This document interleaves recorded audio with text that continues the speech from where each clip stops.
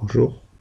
Après avoir démontré durant les deux premières vidéos qu'il n'existe pas de vérité absolue, que tout est relatif dans les différents domaines, même dans les disciplines dites sciences exactes, telles que les mathématiques et la physique, et que tout est une question de point de vue, de connaissance, de paradigme de départ que chacun d'entre nous a et a développé durant l'ensemble de sa vie, en fonction des environnements dans lesquels il a évolué, nous allons essayer de voir de manière plus spécifique comment ceci se vérifie en architecture à travers un bref historique de l'histoire de l'architecture. Je tiens à préciser que cette vidéo n'a aucune prétention de vouloir raconter la totalité de l'histoire de l'architecture en détail, mais c'est un survol très rapide qui commence d'ailleurs depuis l'époque grecque jusqu'à récemment dans l'histoire de l'architecture, donc survolant à peu près dans les de 2800 ans d'histoire d'architecture, sans rentrer dans les détails, car une seule séance ne peut avoir la prétention de pouvoir raconter en détail l'histoire de l'architecture qui, elle, nécessitera des séances et des séances, qui d'ailleurs est l'apanage de modules bien spécifiques à cela. Notre prétention dans cette séance, c'est juste de pouvoir, en survolant l'histoire de l'architecture, voir tout l'intérêt qu'on a à s'intéresser à ce que nous appelons donc dans ce module la théorie du projet architectural, dans le but de comprendre les raisons qui font qu'il est important de pouvoir avoir des notions de base qui nous permettent de pouvoir évoluer, lire, se cultiver en architecture, sans pour autant partir de croyances absolues, de connaissances absolues, mais que tout ceci n'est relatif en fonction des périodes, des époques et des endroits dans lesquels on se trouve. Commençons par la Grèce antique. Ce qu'il faut savoir sur la Grèce antique, c'est que déjà c'était une civilisation qui croyait et pensait que nous sommes ici sur Terre que d'une manière en transition, et que finalement nous ne sommes que en période de répétition avant de se retrouver dans la vraie vie, et que ce n'est qu'une répétition, un brouillon, une sorte de brouillon. Si je puis m'exprimer ainsi en rapport avec le football, c'est qu'un match amical avant de jouer le match officiel qui viendrait après notre mort. Et ils se sont rendus compte que la perception visuelle de l'être humain, par exemple, était déformée puisque des éléments parallèles n'étaient pas toujours vus comme étant parallèles, mais qu'ils étaient en train de fuir vers un point. Et donc, ils ont essayé de créer même ce que nous avons appelé plus tard, ce qu'ils ont appelé plus tôt les rectifications de l'illusion d'optique, donc les rectifications d'optique pour que des éléments qui sont censés être parallèles, mais que à cause de la perception de les voyant d'une manière fuyante, eh ben, il s'arrangeait à faire des déformations aux éléments d'architecture tels que les colonnes ici présentes, afin de pouvoir leur permettre d'être vus de certains points de vue spécifiques comme étant parallèles. C'est-à-dire qu'ils considéraient que dans le futur monde dans lequel nous allons évoluer, eh ben, deux lignes parallèles se verraient parallèles, contrairement à la vie dans laquelle nous vivons actuellement et que les choses sont déformées.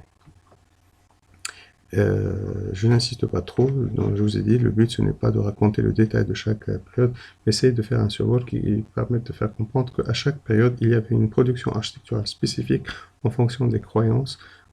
qu'avait la société à ce moment-là. À la période romaine, cette dernière s'est basée sur les productions architecturales, les dispositifs architecturaux qui ont été créés par les Grecs, tels que nous les voyons ici, les trois ordres de la composition architecturale identifiés au niveau de les colonnes, à savoir le dorique, le ionique et le corinthien. Les Romains ont essayé de transposer ce système-là, mais dans une logique qui leur permettait d'imposer le pouvoir et la grandeur de l'Empire romain. C'est-à-dire qu'ils ont produit une architecture tout en force, tout en puissance, qui montre à quel point l'Empire était présent et fort et invulnérable. Ce n'est pas par hasard d'ailleurs que beaucoup plus tard, des dictatures telles que la dictature allemande sous l'ère du nazisme avec Adolf Hitler ou le fascisme en Italie avec Mussolini ont reproduit ce type d'architecture afin de pouvoir réimposer le pouvoir central vis-à-vis de la société et de la période dans laquelle ils vivaient. Donc nous voyons ici, donc, tel que dans les Coliseums ou les Arcs de Triomphe, des architectures très imposantes, très massives, qui reprennent l'ordre, la répétition, la symétrie, l'axialité, la monumentalité, des éléments qui ont imposé le principe d'une architecture de pouvoir. Et même si ainsi, par exemple, à ce niveau-là, ils ont repris les trois ordres les uns sur les autres, ce n'était pas dans un même objectif, quand ici d'esthétisme, de, de qualité sculptural et esthétique, etc., mais dans un désir de pouvoir créer un ordre qui en impose vis-à-vis de la société auquel appartenait l'Empire romain. À la période romane, et c'est une période où c'est l'Église qui prédominait sur la société et qui en imposait sa vision du monde et qui interdisait toute possibilité d'évolution et de croyances autres, telles que par exemple Copernic et sa découverte du fait que c'est la Terre qui tournait autour du Soleil et non pas le Soleil qui tournait autour de la Terre et que la Terre était ronde et non pas plate. Et ben, l'Église l'avait obligé à se rétracter et à déclarer qu'il se trompait et que finalement la Terre était au centre de l'univers et c'est le Soleil qui tournait autour. On voit bien qu'à cette période-là, c'est l'Église qui en imposait leur vision sans fondement scientifique ou quoi que ce soit d'autre, bien au contraire. Et donc les églises étaient construites en ce sens-là, vous voyez, donc une architecture toute massive, toute imposante, sans lumière, toute sombre, où quand la personne rentre à l'intérieur de l'église, il en imposait, d'autant plus que dans cette religion, on venait à l'église une fois par semaine, à savoir le dimanche, et donc il fallait qu'à chaque semaine, lorsque les fidèles rentraient dans l'église, ils étaient soumis à une terreur telle qu'ils se restaient dans le droit chemin de l'église par rapport à des espaces qui venaient, qui leur faisaient sentir tout le poids de la religion et tout le poids de de, de ces prêtres et donc de cette société de religieux qui ont imposé à la société profane les règles qui les obligeaient donc à se soumettre sans discuter, sans avoir un avis contraire. Et cette nouvelle société de prêtres, donc cette classe ecclésiastique, donc du clergé, qui en imposait, donc qui s'enrichissait aussi, et qui donc se mettait comme étant les intermédiaires de Dieu, et donc parlait au nom de Dieu, et ne refusait toute discussion, qui s'enrichissaient de plus en plus, et qui cherchaient donc à rivaliser entre elles, entre chaque ville, entre chaque cercle, de pouvoir en démontrer que nous sommes un peu plus puissants, plus riches qu'une autre région, un autre département, etc. Et ben, ça a développé le désir à ce que ces derniers, par l'intermédiaire de leurs églises, ils ont imposé des architectures de plus en plus imposantes, de plus en plus importantes, qui marquaient le respect et la grandeur et l'importance du rôle de l'Église au sein de la société, allant jusqu'à, comme nous sommes en train de le voir, donc de développer une architecture dite gothique. Donc nous sommes toujours dans l'ère du Moyen Âge et donc des périodes noires de l'histoire de la civilisation occidentale. Mais au niveau des églises, donc, on voyait au contraire se développer des architectures tout en grandeur, tout en finesse, qui cherchaient à en imposer vis-à-vis des fidèles, mais aussi vis-à-vis des autres contrées. Et donc, contrairement à celle romane qui était très imposante en termes de massivité et donc des architectures tassées, sans lumière, et bien là, au contraire, de plus en plus on imposait la hauteur, mais pour chercher la hauteur, il fallait développer des dispositifs techniques et constructifs différents. Donc le développement d'architecture d'ogives, de voûtes croisées, avec du contrefort, comme on est en train de le voir à ces niveaux-là, et qui permettait donc de pouvoir monter de plus en plus haut, et donc imposer que pour pouvoir que le bâtiment soit stable, d'alléger le système qui était tout en mur porteur, donc plutôt vers des points porteurs, et donc de plus en plus de lumière qui pénétrait parce qu'il fallait rendre les murs transparents afin de pouvoir chercher des hauteurs de plus en plus importantes et éviter donc de la lourdeur qui ne pouvait permettre au bâtiment de pouvoir monter en hauteur s'il était de plus en plus lourd. Avec la Renaissance, un événement, une découverte scientifique a permis donc de changer cette vision des choses. C'est tout simplement l'invention de l'imprimerie à Gutenberg. L'invention de l'imprimerie a permis donc, d'ailleurs le premier livre qui a été imprimé fut la Bible, donc la Bible qui n'était plus l'apanage seulement des religieux et des prêtres et du clergé, elle allait devenir accessible à l'ensemble de la société. Et donc il permettait à chacun de découvrir ce que Dieu a dit de lui-même. Donc de développer la notion de lecture et de connaissance directe et sans intermédiaire par le clergé. Et à ce moment-là, on découvrait que beaucoup d'impositions qu'imposait, de croyances qu'imposait l'Église étaient fausses, telles que l'histoire de la Terre ronde au centre de l'univers. Et à ce moment-là, on s'est rendu compte qu'on pouvait accéder à la connaissance et au savoir, à l'explication et l'interprétation des choses, aussi bien par l'intermédiaire de la religion, c'était pas un rejet de la religion, mais aussi par l'intermédiaire de la science et de la connaissance. Et on mettait donc dans cette bataille-là, donc cet équilibre qui se remettait en place à ce niveau-là, un équilibre qui se mettait aussi entre donc chercheurs et religieux, et l'artiste, les artistes à leur tête les sculpteurs, les peintres et principalement les architectes, prenaient toute leur place et donnaient cette vision, cette idée un peu d'équivalence entre religieux, art et science. Et nous remarquons cette matérialisation au sein de l'architecture, développée plus tard dans la Renaissance à la période du baroque, par cette église réalisée, par cette coupole réalisée dans l'église des Quatre Fontaines, Saint-Charles des Quatre Fontaines, dit aussi l'église de Carlo de Rome, par Borromini, qui n'a pas de base en coupole avec un seul centre, mais plutôt avec une ellipse. Et l'avantage de l'ellipse, enfin l'avantage, plutôt la spécificité de l'ellipse par rapport au cercle, c'est que l'ellipse a deux centres. C'est-à-dire que l'univers n'est plus régi par un seul centre qui était la religion, mais qui était carrément donc la religion, la science et les arts. Et donc finalement, tout ne tournait plus autour de la religion, mais on pouvait aller donc chercher à travers ces deux centralités d'autres domaines de connaissance et d'accès à la connaissance et au savoir, et à l'interprétation des choses. Beaucoup plus tard, vers le 19e siècle et la révolution industrielle, apparaît un matériau nouveau, qui est, enfin deux matériaux pour être plus exact, qui est donc l'acier, le fer et le verre. L'acier et le verre. Ce sont deux matériaux donc fruits de la révolution industrielle et qui a donc eu une interprétation directe dans la production architecturale parce que ce sont deux matériaux qui permettaient donc la construction de manière rapide, efficace, avec de grandes portées, des constructions de formes nouvelles, avec, comme on peut le voir aussi bien au niveau des gares, avec des portées exceptionnelles, extraordinaires, ce qu'on n'en a fait pas auparavant, avec des hauteurs exceptionnelles, telles que la Tour Eiffel, avec ses plus de 300 mètres de hauteur. Eh bien, les architectes ont voulu exprimer tout ce que ce nouveau matériau offrait comme possibilité de production spatiale, avec comme l'un des plus grands projets qui a été réalisé à cette époque-là, c'est le Crystal Palace à Londres, réalisé, si je ne me trompe pas, en 1850, et qui fut le lieu d'exposition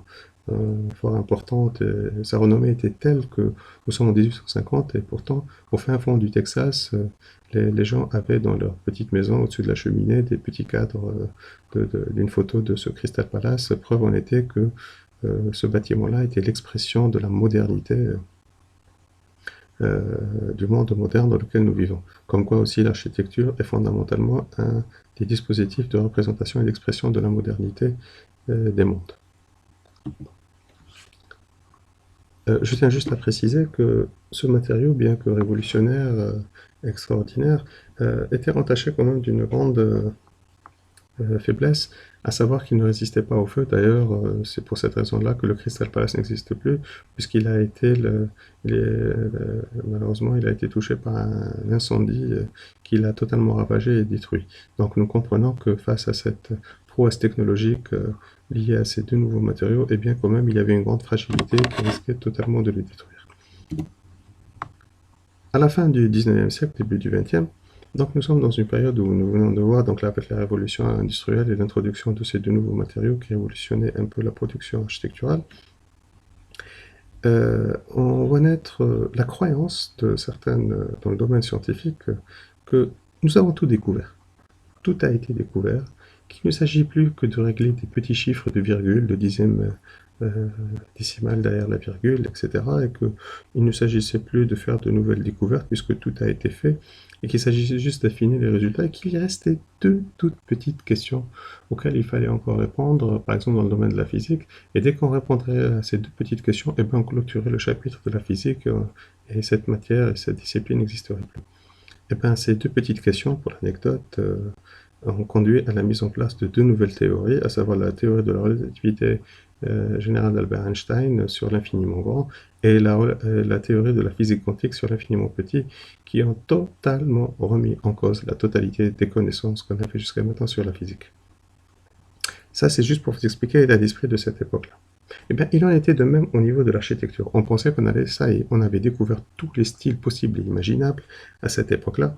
et qu'on ne pouvait plus en découvrir d'autres, et qu'il s'agissait maintenant juste à les remettre au goût du jour. Et donc, grâce aux nouveaux matériaux que nous venons de voir, qui est donc l'acier, eh bien, il s'agissait de construire des bâtiments, comme nous sommes en train de voir ici, des bâtiments avec une structure en métallique, et de venir les couvrir selon le style qu'on veut. C'est ce qui s'appelait la période de l'éclectisme. Donc, soit en néoclassique, en néo-roman aussi ici, l'église Saint-Charles, Masjid al-Rahma à Alger, ou la Grande Poste en néo-mauresque. Mais comme on sait que maintenant que plus de 99,99% des découvertes scientifiques en l'histoire de l'humanité ont été faites après le 19e siècle, il en a été de même en architecture. On a vite fait par comprendre que ce mouvement donc, de néo, donc de remise au goût du jour des anciens styles suite à une ossature métallique, eh ben, il va être rapidement dépassé. La première attaque, Escarmouche, est venue avec l'Art Nouveau qui remettait en cause donc le système de créativité qui a été mis en place par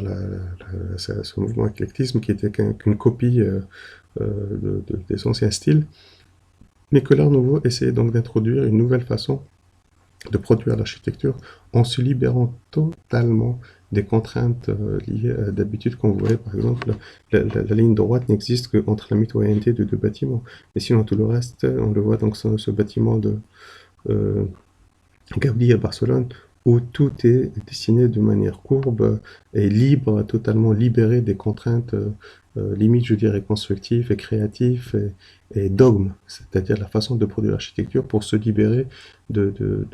la contrainte constructive qui nous impose une certaine manière de construire les choses, mais d'aller chercher donc dans la créativité du cerveau humain et donc dans des univers totalement irréels tels que les dragons ou les créatures imaginaires, etc. Donc on le voit ici à travers quelques travaux de Gaudi ou de Hector Guimard à Paris pour la réalisation des bouches de métro. Mais ce mouvement de liberté était, pour certains architectes, trop gratuit, fortement gratuit,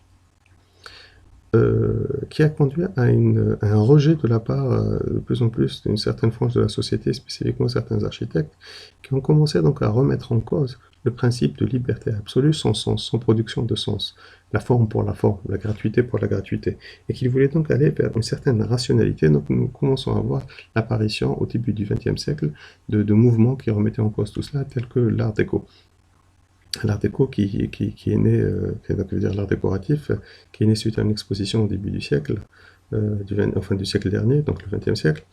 et qui cherchait donc une certaine rationalisation dans la production de choses. Donc on commence à voir de plus en plus à l'épuration des formes par rapport aux formes qu'on vient de voir de l'art nouveau. Donc une recherche plus de rationalité, avec l'introduction et le retour à la symétrie, à la simplicité, jusqu'à arriver à l'état extrême par un architecte tel que Adolf Loos avec la Villa Stern, qui était donc, on voit, l'absence totale et absolue de modénature et de décoration. Il n'est, pour ce qui concerne l'architecte Adolf Loos, une fenêtre, si elle doit exister, c'est qu'elle est nécessaire, et en aucun cas pour essayer de justifier un style architectural ou une décoration, quoi que ce soit d'autre. Donc revenir vers la rationalité absolue. À ce moment-là aussi, toujours au début du siècle, vous allez voir que donc nous ne parlons pas d'une chronologie parce qu'il y a plein de choses qui vont se dérouler en parallèle. Il n'y a pas une après l'autre, mais le monde foisonnait, le monde de réflexion, donc il remettait en cause toute la croyance qui était à la fin du 19e siècle que tout a été découvert. Mais au contraire, on commence à se rendre compte qu'il y a plein de paradigmes de recherche, de connaissances non acquises qu'il fallait donc prospecter dedans et ne pas se limiter de comme quoi tout est fait, mais au contraire, aller chercher de nouvelles perspectives, de nouveaux univers, de nouvelles possibilités. Donc à ce moment-là, en Russie, donc il y avait je dirais pas le fondement du futurisme parce qu'il a été mis en place en Italie, mais qui a été assez bien développé aussi en Russie. Il a influencé beaucoup de personnes, il a eu beaucoup d'écho en Russie. Et donc c'était un mouvement qui justement lui aussi remettait en cause totalement la façon de voir ancienne. Et il était captivé par la machine, la vitesse, la puissance, et donc il voulait produire des architectures, des arts, des sculptures, telles que la sculpture que nous sommes en train de voir à ce niveau-là, donc des sculptures qui utilisaient les nouveaux matériaux, mais sans avoir recours à la façon de faire ancienne, mais qui essayaient donc d'entrevoir des possibilités futuristes, et donc impossibles qui n'ont pas été plutôt pensées auparavant, et donc de chercher de nouvelles formes, de nouvelles façons de produire à partir de ces nouveaux matériaux, de ce nouveau univers. Nous voyons donc toujours à cette période du début du XXe siècle, qui est une période de foisonnement intellectuel incroyable, surtout la période entre les deux guerres. Quand je parlais de guerre, donc les deux guerres mondiales. Et donc le Bauhaus en Allemagne, avec à leur tête Walter Gropius, ont été parmi les grand disciple et fondateur du principe de la fonction suit la forme. Plutôt, excusez-moi, la forme suit la fonction. Function follow, form follow function, qui a été une maxime qui a été mise en place par H. Louis Sullivan, architecte américain de la première, comment dirais-je, de la première vague du mouvement modernisme. Et donc on voit ici une production, là c'est l'école d'architecture de Bauhaus qui a été mise en place, et du design qui a été mis en place et réalisé par Walter Gropius à Dessau. Eh bien, on voit que les formes ne respectent plus les principes habituels qui sont la composition, la symétrie, la monumentalité, la rythmique, etc. et tout, mais que les formes étaient juxtaposées les unes à côté des autres et combinées de telle manière à produire une architecture très fonctionnelle qui répondait aux besoins et à l'usage qui était mis en place. Donc, entre la séparation, par exemple, du bloc de l'habitation des étudiants par rapport aux ateliers d'architecture, aux ateliers de design, etc. et tout. Donc tout était fait et créé de telle manière, composé et placé et conçu de la manière à ce qu'il puisse le mieux répondre à l'usage qu'il allait prendre en charge. C'était aussi toujours dans la même lignée avec le mouvement de Stigl, qui lui est allé un peu plus loin que ce mouvement moderne, tel que le Bauhaus et le modernisme, en allant chercher donc des formes éclatées. Autant nous sommes en train de voir là des architectures cubiques de la boîte, l'architecture de la boîte, donc parce qu'on trouvait que la boîte était la meilleure façon de pouvoir produire un espace rationnel et efficace. Et bien le mouvement de Stigl va plus loin en créant une architecture faite totalement de surfaces et de lignes, allant chercher la flexibilité, la possibilité d'un espace à pouvoir muter et évoluer avec le temps et non pas se figer d'une manière absolue et totale. L'expressionnisme aussi, donc avec la création du béton, et donc a donné la possibilité, donc avec encore un nouveau matériau, donc le béton armé, qui offrait encore de plus grandes possibilités d'expression, de nouvelles formes et de nouvelles capacités de produire totalement différentes des procédés qui étaient mis en place jusqu'à maintenant avec la pierre, la poutre, en béton ou en bois. Mais carrément un matériau qui pouvait donc formuler et produire toutes les formes possibles et imaginables que l'architecte pouvait penser. Nous voyons par exemple à ce niveau-là les frères Perret qui est à Paris, qui est au début du siècle, lorsque ce béton donc, a été mis en place, ils ont commencé à le produire, mais il y avait dans la société française, mais d'une manière générale dans la société mondiale, une réticence au recours à de nouveaux matériaux qui remettraient en cause notre façon de produire les choses et donc nos repères, et donc briseraient nos repères. C'est comme ça, durant toute l'histoire de l'humanité, l'homme résiste au changement et parce que ça le déstabilise et qu'il perd ses repères et qu'il aimerait bien que son univers ne change pas afin qu'il puisse toujours se retrouver stable et serein.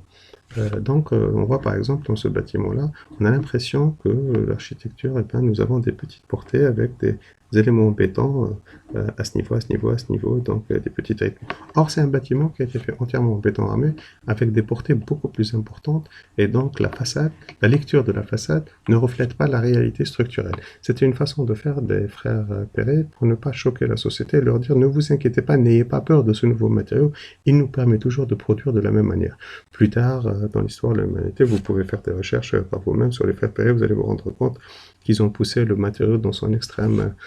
possibilité d'expression parce qu'ils se sont rendus compte qu'il ne s'agissait, que c'était vraiment bête et trop con, je dirais à la limite, d'essayer de soumettre un matériau à un mode d'expression qui n'était pas le sien. Mais qu'il fallait plutôt le suivre et lui permettre de produire ses propres formes d'expression avec ses formes possibilités, telles que l'ont fait des architectes comme Utzon, ici, architecte, si je ne me trompe pas, d'origine danoise, qui a conçu l'opéra à Sydney en Australie, avec ses formes de coque, ou Saarinen, l'architecte qui a conçu donc cette coque de l'aéroport John Fitzgerald Kennedy à New York.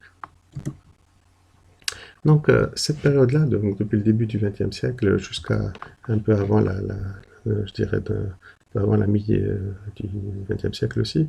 donc on va produire donc ce qu'on appelle le style international, donc un style qui nie le contexte et qui essaye donc de produire une architecture avec des règles et des normes pour le bien-être de l'humanité absolue, donc avec la création de concepts architecturaux qui ne sont pas inhérents à une civilisation ou à une culture bien spécifique. Donc avec par exemple l'architecture de Richard Neutra qui crée donc l'idée du plan ouvert, donc ouvert total entre intérieur et extérieur, ou l'architecture de Le Corbusier avec la Villa Savoie ici, une architecture moderne qui veut développer les 5 éléments de l'architecture tels que le plan libre, la façade libre, le rez-de-chaussée sur pilotis, le terrasse-jardin, les fenêtres en longueur, autant de dispositifs architecturaux qui sont totalement radicalement opposés au principe de l'architecture d'avant. Par exemple, si on prend le plan libre, avant l'architecture était régie par des murs porteurs. Donc, quand vous avez un mur porteur avec un deuxième mur porteur qui ne dépasse pas les 3 mètres de largeur, et bien vous produisez une architecture avec des espaces qui n'auront pas plus de 3 mètres de large. Et dès que vous passez au point porteur, et donc vous êtes plus soumis au principe de la construction avec des murs porteurs, et bien vous pouvez construire entre les poteaux et avoir des espaces beaucoup plus libres. Cette élévation aussi, elle était liée à l'introduction de l'élément fondamental de ce siècle, à savoir l'introduction de la voiture. Donc il fallait libérer les rez-de-chaussée pour le laisser à la voiture et placer plutôt des terrasses-jardins qui deviendraient les nouveaux lieux où vous allez s'installer les gens pour pouvoir profiter d'un cadre de vie agréable. Les façades libres aussi qui étaient maintenant plus dépendantes de l'architecture, enfin du système constructif de l'architecture produite, mais donc on pouvait aller vers des ouvertures telles que nous désirions sans être obligé de produire des ouvertures entre deux murs porteurs, etc., etc. Donc une architecture qui se veut de plus en plus libre par rapport aux dispositifs constructifs et qui se veut soi-disant de plus en plus universelle, mais ce qui a fait justement sa perte, car les fondements universels au niveau des cultures n'existent pas, mais que chaque culture fait à produire une architecture en adéquation avec son mode de vie, ses traditions. Nous voyons aussi ici ce qu'on appelait l'architecture absolue avec le pavillon d'exposition allemand à Barcelone réalisé par Mies van der Rohe et qui veut justement donc l'expression de cette architecture totalement libre, sans fonction, ouverte, avec un minimalisme extrême. Donc Mies van der Rohe, avec sa fameuse maxime less is more, donc peu c'est beaucoup, donc arriver à faire un minimum d'éléments pour pouvoir produire un maximum d'effets sur l'architecture. Nous voyons aussi là un autre grand tenant du mouvement moderne, à savoir Frank Lloyd Wright, qui a réalisé par exemple ici la maison sur la cascade avec une architecture très épurée mais très inspirée de son environnement, donc qui essaye au maximum de respecter l'environnement dans lequel elle se trouve et d'essayer donc que l'architecture ne vienne pas là pour écraser et imposer quoi que ce soit à son environnement, mais essaye au contraire de s'adapter à ce dernier afin d'avoir une interaction réciproque de gagnant-gagnant entre architecture et environnement.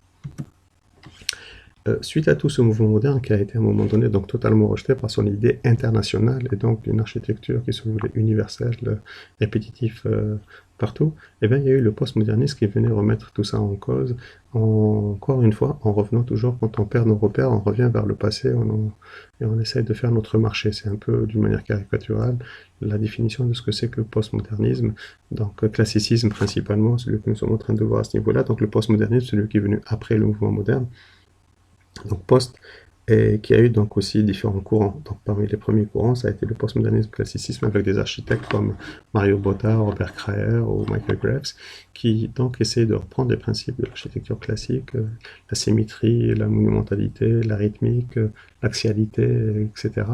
Mais qui l'a interprété un peu à leur sauce. Donc c'est pour ça qu'on voit assez des mélanges qui ne sont pas toujours très catholiques, de juxtaposition d'éléments. Mais quand même, c'est en recaricature encore une fois, c'était considéré comme étant le passé, comme étant un grand marché dans lequel je vais faire mes courses et je vais après composer avec les éléments. Le postmodernisme high-tech, eh ben, c'était un postmodernisme, bon, il y a eu différents attenants, donc il y avait les white, les blancs, dont l'un des architectes phares était Richard Meyer, mais Richard Meyer était donc une sorte de high-tech gentil, dans le sens où, excusez-moi, je reviens d'avoir la définition de ce que c'est que le high-tech. Donc le high-tech, c'est la prouesse technologique au service de l'architecture. Donc il fallait que l'architecture soit l'expression des prouesses et des compétences et des possibilités qu'offrait la technologie. Donc c'est pour ça que je dis qu'il y avait différentes catégories quand même, avec un Richard Meyer assez gentil, où effectivement les systèmes constructifs sont apparents, sont des éléments de composition de l'espace architectural, avec on voit ici le système structurel aussi bien pour porter la rampe que pour porter les mezzanines et tout, mais ils n'en faisaient pas donc une folie à vouloir les exprimer plus que ça, contrairement à un Norman Foster, où on voit bien que tous les dispositifs, les prouesses techniques sont mis en avant pour exprimer l'architecture qu'il produit. Là, par exemple, nous voyons le système en forme de parapluie qui porte la totalité des hangars des usines Renault au niveau de l'Angleterre, et ici c'est la couverture du Reichstag, donc le Parlement allemand à Berlin, où donc on voit cette immense coupole tout en verre avec une rampe à l'intérieur qui monte pour accéder au sommet, et cette rampe elle est tenue par cette paroi en verre, donc une vraie prouesse technologique. Il y a aussi donc au milieu, et donc plutôt vers la deuxième moitié du XXe siècle, des mouvements tels que l'art contemporain, donc des expressions assez contemporaines qui, elles, essaient donc non pas de revenir vers le passé ou d'avoir une nouvelle forme d'expression, mais plutôt utiliser quand même le passé, mais pas de la même manière. C'est-à-dire que le mouvement moderne, par exemple, le mouvement contemporain plutôt, était un mouvement, donc à leur tête des architectes comme Architectonica, dont on voit les œuvres ici, et bien, qui disaient pourquoi m'obligez-vous à utiliser un seul langage lorsque vous mettez à ma disposition 36 000 langages. C'est-à-dire pourquoi je dois reprendre les règles d'une seule forme d'architecture, d'un seul style, et ne pas le combiner avec autrui. C'est pour ça, et de m'obliger de composer d'une certaine manière. Par exemple, on voit ici dans la villa à Lima, au Pérou, où les architectes déjà ne s'implantent pas d'une manière rationnelle, comme tout le monde, à savoir, on voit par exemple les maisonnettes à côté qui sont tous parallèles ou perpendiculaires à la rue. Et bien là, ils viennent dans le terrain et s'implantent d'une manière un peu diagonale, en introduisant des compositions d'écriture, donc de différentes langues, si je peux m'exprimer ainsi. Donc vous avez ici un peu les formes épurées du mouvement moderne, et aussi les formes libres du mouvement baroque, avec des couleurs blanches aussi, tel le style moderne, mais aussi là des couleurs pastel, qui contraste totalement avec le reste, et avec cette double composition, avec ce double élément plutôt qui est le mur, qui permet donc de juxtaposer et de mettre en corrélation ces différents éléments. Donc une façon de dire, puisque vous avez mis à ma disposition une pluralité d'écriture, donc ce ne sont pas des néos, le néo c'est de construire en structure métallique et de reprendre le langage d'un seul mouvement, d'un seul style. Eux, c'est plutôt carrément l'inverse, c'est de dire, eh bien, nous allons utiliser plusieurs, mais nous allons les composer de telle manière à ce qu'ils puissent communiquer et dialoguer entre eux. Donc ça, c'était un peu la vision du mouvement contemporain. Donc ne pas me réduire et m'imposer de m'inscrire dans un courant unique. Le rejet du courant unique. Un autre mouvement postmoderniste, c'est la déconstruction avec à ses têtes des architectes comme Zaha Hadid, Daniel Libeskind, Peter Eisenman ou Kipon Blue. Eh bien, ce sont des architectes dans le but, comme le mouvement déconstructiviste mis en place à travers les travaux du philosophe Jacques Derrida sur la déconstruction des textes, et qui dit que finalement le but était de remettre en cause cette société, de provoquer cette société de consommation, la provoquer pour essayer qu'elle puisse dorénavant ne plus être seulement consommatrice, mais prendre conscience de ce qui tourne autour d'elle. Donc les provoquer, les conduire à se questionner, à se remettre en cause, à ne pas juste être simple consommateur en laissant, en vivant par procuration et laissant autrui décider pour eux. Donc de produire des architectures comme ça, comme la couverture, comme l'extension de ce bâtiment ancien, par une structure totalement bizarre sur sa tête, ou de venir agresser ce bâtiment classique aussi par cette forme-là, qui finalement, peut-être qu'une personne passait pendant 10 ans à côté de ce bâtiment sans jamais l'avoir remarqué, et puis subitement, cet élément-là qui provoque, et qui vient et qui nous questionne, mais qu'est-ce que c'est que ça, en quoi consiste ce bâtiment, et pourquoi celui-là était là, etc. Ou voilà aussi le bâtiment, le musée d'art contemporain de Cincinnati, de Zaha Hadid, aux États-Unis, où on voit aussi donc cette structure en béton qui repose sur des éléments en verre, et donc qui est contradictoire, avoir du verre du béton sur du verre, ce qui est totalement impossible, et qui crée une forme de déséquilibre qui nous met mal à l'aise, qui nous conduit à nous questionner, ou cette forme totalement déséquilibrée aussi, on a l'impression que le bâtiment va s'écraser, n'est pas en équilibre, mais qui, encore une fois, nous met en situation à ne plus être de simples consommateurs, mais être des personnes conscientes et qui se posent des questions sur l'environnement dans lequel on se trouve. Prenons quelques instants pour nous poser la question, par exemple, sur la question de la nature. C'est là où c'est là où vous comprenez le plus l'intérêt d'un module de théorie sur l'architecture, parce qu'il n'existe pas de vérité absolue en architecture. Prenons seulement la question de la nature. Voyons comment 4 architectes, à des périodes différentes ou identiques, ont essayé de répondre et de prendre en considération la dimension de la nature. Là, nous avons la maison sur la cascade, Feeling Waiter, de Frank Lloyd Wright. On regardait par exemple l'arbre, les pergolas qui passent à ce niveau-là, il y a l'arbre au milieu. Et bien, l'architecte a intervenu de telle manière à ce qu'on n'emmerde pas, on n'en dérange pas la nature. Et que par exemple, cet arbre-là ne doit pas être détruit pour permettre la construction de cette nouvelle maison. Tout comme vous pouvez faire des recherches sur cette maison-là, vous allez découvrir qu'à l'intérieur, il y a par exemple un rocher qui est à côté de la cheminée, et donc ce rocher a été maintenu pour être traité dans l'espace intérieur, comme composant de l'espace intérieur autour de la cheminée. Donc vous voyez que par exemple cet arbre est maintenu, et la rythmique des pergolas à ce niveau-là, eh bien, elle tient compte de l'existence et de la présence de cet arbre dont il n'est pas question de le toucher. Donc faire une architecture qui ne vienne pas déranger. Richard Meyer avait une autre vision des choses. Je tiens à signaler au départ que Richard Meyer était lui-même à ses débuts influencé par Frank Lloyd Wright. Pourtant, nous voyons la façon avec laquelle il intervient au niveau de l'architecture, il l'a fait de manière différente. Richard Meyer considère que on a beau essayer de copier la nature, on ne pourra jamais l'égaler.